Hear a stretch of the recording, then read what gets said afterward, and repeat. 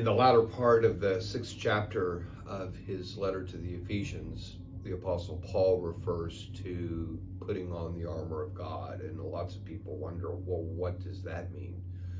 Understanding what that means begins, I think, with going back to the Garden of Eden and thinking about the original confrontation between Satan and Adam and Eve. Remember that in tempting Adam and Eve with disobedience, the first thing that Satan does is to try to undermine their confidence in God's truth. Did God really say that? Second strategy was to undermine their confidence in the consequences of disobedience. He said, surely you will not die.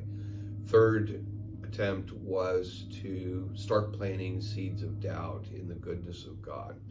Well, God doesn't want you to eat that fruit because there's some element of truth or some element of satisfaction or some element of good in that fruit.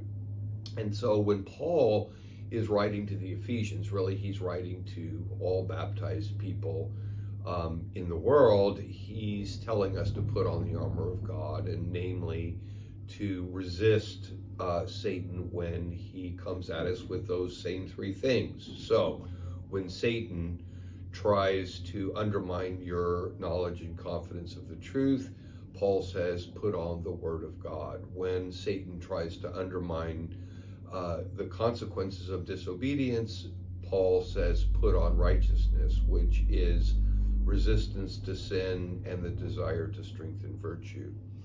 And thirdly, when Satan begins to plant seeds of doubt in your mind regarding the goodness of God, the Apostle Paul says, put on the armor of God so that you will be able to resist the attempts of Satan to undermine all of these things in your life.